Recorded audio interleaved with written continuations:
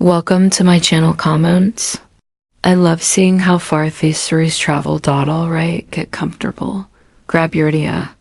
Because what happened that night after dinner is something I still carry with me. Close, quiet, and unforgettable. The clink of forks and soft murmur voices filled my dining room. The warmth of roasted rosemary chicken and garlic potos still lingering in the air. I had just cleared the dessert plates when the last of the guests filtered out with hugs and familiar goodbyes. It had been a lovely Sunday dinner, as it usually was when I had the family over. Except this time Christian didn't leave with the others. I noticed him leaning on the back of the chair, eyes scanning the floor like he was working something out in his head. He was the kind of man who didn't speak unless he meant it. Kind, thoughtful, but private in a way that always kept people just a little on the outside. I started wiping down the table, keeping it casual. "You all right, hon?" He looked up slowly, and there was something in his eyes I couldn't quite read. It wasn't sadness. It wasn't joy. Either. It was loaded, like he'd been carrying something all night and couldn't hold it anymore. "Can I stay a little longer?" he asked, voice low. Of course, I said, trying to hide my curiosity. "You want some tea?" He nodded. "Yeah, that'd be nice." So I set the kettle on and pulled out the chamomile. The kitchen had grown quiet, that soft kind of stillness that only comes after a full house empties out. My old radio played a slow jazz tune in the corner, the lights above casting a soft yellow glow across the counters. He sat back down at the table, fingers loosely folded, gaze fixed on the steam curling from his mug. "I've been meaning to talk to you about something," he finally said. That's when I paused. Something about his tone, gentle, careful, told me this wasn't just a casual conversation. I leaned against the counter, giving him space to speak. "Go ahead," I said quietly. He took a breath, still not looking at me. "I've been thinking a lot lately about connection. Real connection, and where it comes from, and who we let see us, really see us." That stopped me. I didn't say anything right away. Instead, I watched him, the way his jaw tensed and relaxed, the way his thumb traced the rim of his mug. He wasn't asking a simple question. He was unraveling something inside himself. "I guess I've just felt a little out of place lately," he said. "With people, with life, I don't know." I walked over, sat across from him, folded my hands in my lap. "You're not alone in that, Christian, believe me." He finally looked at me, and there it was. The full weight of it, vulnerability. Not the kind that begs for pity, the beckon that whispers for understanding. "You've always seemed so grounded," Hesed. "Strong, like nothing shakes you." I gave a small laugh. "You think that's strength? It's just layers." I've had 61 years to learn how to carry the cracks without letting them show. His lips curved just slightly. "That's what I meant, that right there." Tilted my head, confused. "You don't try to fix people. You just let them be." My heart gave a little tug. I hadn't expected him to see me like that. "Not really." There was a pause, long, but not uncomfortable, just open. Then he said it. "Have you ever felt like you wanted to be seen again? Like really seen? Not as a mother or a host or the strong one, but just Evelyn." That question. It hit me in the center of my chest. I blinked, unsure what to say at first. I hadn't been asked anything that personal in years, maybe decades. "Yes," I whispered, voice thinner than I expected, more times than I can count. We sat in silence after that, but it wasn't empty. It was thick with shared understanding. Christian leaned back in his chair, exhaling slowly, like something inside him had just unclenched. "I don't know why I told you all this," he said. "I guess I just needed to say it to someone who'd understand. You picked the right someone," I replied. He smiled. Not the quick, polite kind, but something warmer, something grateful. And for the first time in a long while, I didn't feel like I was playing a role. Host, mother, caretaker. I felt like Evelyn, just Evelyn, and that was the beginning. off something I didn't see coming. Something real. The next morning, the sunlight spilled lazily through the kitchen blinds, casting golden stripes across the counter where the empty mugs from the night before still sat. I hadn't put them away. On purpose, I think like some small part of me didn't want to erase the feeling that had lingered in the room after Christian left. He hadn't stayed long after that met. We didn't say anything too deep after his question. There were no confessions, no sudden embraces, nothing like that. But there had been something shared, something felt, and it sat with Mool into the night while I lay in bed, staring at the ceiling dot all day Monday. I moved through my usual routine, watering the plants, calling Janice from book club, walking to Feckerner's store, but beneath it all, I kept thinking about what he said. Have you ever wanted to be seen again? It kept echoing, catching me off guard at random times. That afternoon around 4, there was a knock on the door. I wasn't expecting anyone. When I opened it, there he was again. Christian, hands in his pockets, eyes soft. I hope it's okay. Stopped by, he said. Of course, I smiled, stepping aside. Come in. He looked different in the daylight. Maybe a little nervous, maybe more certain, I couldn't tell. He walked into the kitchen like he'd been there 100 times because he had. But this time he moved slower, not out of caution, but as if noticing things for the first time. I've been thinking about what we talked about last night. He said, me too, I admitted. We sat again, this time on the porch, sipping cold lemonade as the breeze aerosoled through the oak leaves above. My neighbor's wind chimes tinkled faintly in the background. It was peaceful, honest. I didn't mean to make you uncomfortable, he began. You didn't, I interrupted gently. You made me remember myself. That made him glance at me with some expression. Quiet, almost reverent, like he was searching for something in me face and actually seeing it. I nodded. That's kind of what I've been chasing lately. Something real, something that isn't performance. I sipped my drink, letting the ice clink against the glass. So much of life is performance, isn't it? Even the roles we love. Wife, mother, friend.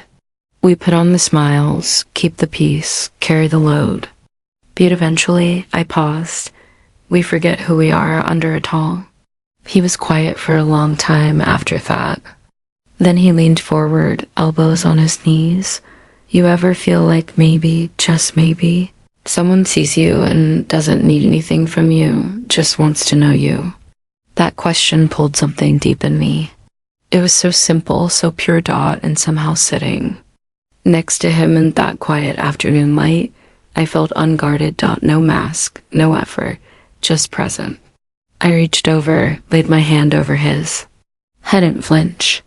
He didn't make it weird. He just looked down at it, then back at me, eyes full of a tenderness I hadn't seen in years. I don't know what this is, I said, heart pounding a little louder than usual. But it doesn't scare me. Not in the way I thought it might, he swallowed. Me neither. The air between us grew still again. No tempty, just full of possibility. I've been lonely, I admitted. Not thickened of lonely people assume about older women. Not because I don't go out or have friends, but lonely in a way that no one's really asked me how I feel in a long time. Christian's jaw tensed again, like he understood that too deeply. I don't think loneliness has an age. Hesed, I think it just finds people when they're not looking. We sat for what must have been a full hour, not always sticking, but not needing to. Eventually, he looked at his watch and said, I should head home. I've got an early meeting tomorrow. I nodded, but felt the ache of something unfinished as he stood. Paused at the door, his hand resting in the frame. Would you mind if I Tammy be again soon? My voice was barely more than a whisper. I'd like that. He gave me a look. A look that didn't ask for anything, didn't assume. It was just there, open and honest. And after I left, I stayed in the porch chair for a while, listening to the wind, feeling the warmth of where our hands had met. I was 61 years old, and something in me was stirring that I hadn't expected. Not romance. Not infatuation, but recognition of myself, of him, of something gently unfolding. The days that followed moved slowly, but not in a dull way. They moved with a kind of quiet anticipation, like firmament just before a storm, or maybe the calm that comes right after one. I found myself rearranging the house, fluffing pillows that didn't need fluffing, refolding dish towels that were already yet. Not because I was expecting Ganyan, but because part of me was. Christian didn't say when he'd come again, and I didn't ask, but somehow Ick knew he would. It was Thursday evening when I saw his car roll slowly up my driveway. I was trimming the dead, heads off the hydrangeas by the porch, the shears resting loosely in my hand. When I stepped out of the car, he looked more composed than usual, shirt tucked, jacket slung over his shoulder, but high size still carried that same softness that disarmed me every time. "Evening," he said, walking up the path. "Evening," I replied, feeling the corners of my mouth lift in spite of myself. "I hope I'm not interrupting anything." "Just the flowers," I smiled. "They never seem to know when to stop blooming." He chuckled, then paused at the steps, not assuming to come further. "Can I sit with you for a bit?" "Always." We sat on the porch again, the early summer sky deepening into lavender and gold. Crickets were beginning to stir, and the breeze was warm but playful. I brought out 2 glasses of sweet tea without asking, and we settled into the some rhythm we'd found a few days earlier, but this time, something was different. The air had a new weight to it, not heavy, but meaningful, like we were teetering on the edge of something unspoken. Christian leaned back, ankle over knee, gazing at the neighborhood like he was seeing it for the first time. "I had a long talk with my sister today," Hesed. "Oh," she asked me if I was okay if I wash a pee. He paused, then looked at me with those eyes again, the ones that didn't want answers, but left space for them. "And what did you say?" "I told her the truth," he said slowly. "I told her he wasn't sure." That honesty hung in the air like the scent of garden roses. "I think we spend so much of our lives pretending we're content," I said, "just to make the people around us feel like we don't need to worry." He nodded. "Exactly. And somewhere in that pretending, we start to forget how to want more." That struck me deep. Wanting more. At Miaj, people often assume you're denouing, that your story is already being told, but sitting there with Christian beside when the sky darkening over the trees, I knew that wasn't true. "I'm glad you're here," I said, my voice quieter than I expected. He turned toward me closer now. "Not in a rush. Not pushing, just there. I haven't stopped thinking about our last talk," he said. "It's been sitting with me the way you said you wanted to obscene again." My breath caught a little. It was in single quotes, TSHA me. It was recognition. That same hum in my chest when someone brushes against a part of you thought was long gone. I wasn't sure if I should have said that. I admit it. It felt too open. It wasn't too much, he said. It was the first real thing I'd heard in a long time. I looked at him, then really looked, at the faint crease between his brows, at the way his hands rested calmly in his lap, steady but not tense. This wasn't a boy looking for attention. This was a man who carried his thoughts like stones. Carefully, deliberately, he reached for his glass, took a sip, then set it down with a soft clink. "Do you ever think about what it would be like to just sit with someone? No expectations, no titles, and just exist together as 2 people?" I swallowed more than I let on. "I feel that with you," he said. "I don't have to impress you. I don't have to explain who I am."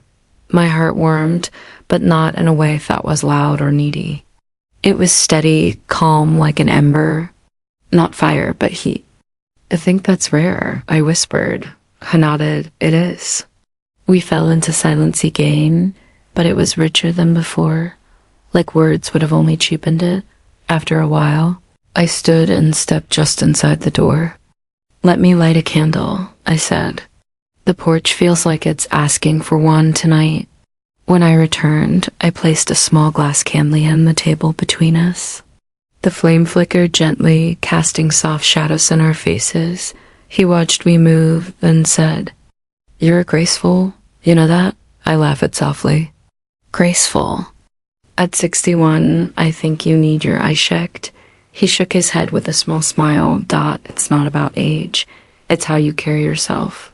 Like, something the rest of us forgot. That caught me off guard. "I don't know if I ever knew it," I replied. "But I'm starting to remember."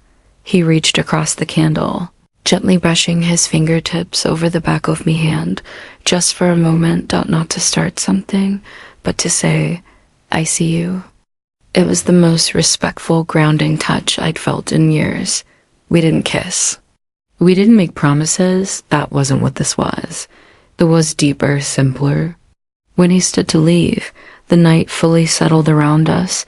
He looked down at me and said, "Thank you for letting me be here, for letting Meb." "Just me. You always can," I said. And when he left, I sat with that candle still flickering, the warmth of his words wrapped around me like a shawl. For the first time in a long time, I didn't feel like I was waiting for life to find me. I felt like I had just stepped back into it. The next few days felt like moving through water, slow, gentle, deliberate. I wasn't rushing toward anything. I wasn't running from anything either. I just let myself be. And for a woman like me, Evelyn, 61 years old, with more tucked away memories than I care to count, that kind of peace doesn't come easily, but it did that week. I found myself humming while I swept the kitchen, laughing to myself when I overcooked the toast. I'd catch my reflection in the mirror and pause. Not to fix anything, but just to look, to see myself. Christian didn't come that week, hadn't texted, didn't call. And strangely, that didn't upset me. Not like it might have in the past, because what we shared, it didn't ask for rules or definitions. It simply was. But on Sunday afternoon, just as I was finishing folding the last of the laundry, I heard the soft knock at the door. I didn't even have to ask. I knew. There he was again, standing on my perch, hair tousled by the wind, eyes looking straight into mine like no time had passed. He said simply. I replied, stepping aside. "Come in." We sat in the living room this time, side by side on the old floral couch that had seen far too many family holidays and not enough moments like this. He leaned forward, elbows on his knees, hands clasped loosely. "I've been thinking," he said, "about kind of relationships that never get talked about." I watched him quietly, the kind, he continued, that aren't built on labels or timelines, but on truth, on presence, on being seen and seeing someone in return. I nodded, heart calm, but aware, fully present. "I've never had that," he said. "No, truly. I've had partners, girlfriends, but it was always surface or fast or expected. And with me, I asked gently." He looked at me, not with hesitation, but with clarity. "With you, I feel quiet inside. Like I didn't have to keep performing." I placed my hand on his knee, not in a forward way, not even in a romantic way, just in a knowing way. A connection with pressure, that's how I feel too. I said, "And it's been a long time since I felt it." He smiled, soft and honest. "You make me feel like I'm exactly where I'm supposed to be." We sat in that moment, letting it wrap around us like sunlight through a window pane. Then I asked something I'd been holding into for a while. "Are you scared of what people might say?" He considered it. He admitted, but not anymore, because they don't see what I see. They didn't feel what we feel. And frankly, most people are too busy running from their own silence to understand what is. Like to sit in someone else's, let out a soft breath. That was the truth. We talked for hours that evening, not about us exactly, but about life, family, fear, the tiny decisions that shape our lives, the quiet aches we bury under routine, and somewhere between the laughter and the long pauses, I realized this wasn't about starting a new chapter or redefining my life. It was about honoring it. It was about recognizing that even now, especially now, I was still allowed to feel alive, to connect, to be curious. When the sky had turned navy blue and the first stars began to wink through the trees, Christian reached for my hand again, not with urgency, but with care. "You've given me something I didn't know I needed," he said, "and I don't want to talk away from it." "I don't want you to," I said. And just like that, nothing and the very thing changed. We didn't speak in declarations. We didn't draft a plan for what comes next. We just sat there hand in hand, the night folding around us like a soft blanket. Two people, two quiet souls. No labels, no promises, just a connection so deep and unexpected that it didn't need explaining. I'm Evelyn, 61 years old, and I've learned that sometimes life doesn't arrive with fireworks or grand entrances. Sometimes it stays behind after dinner, lingers in a conversation and simply asks, "Do you want to be seen?" And when you say yes, when you truly size, you start living all over.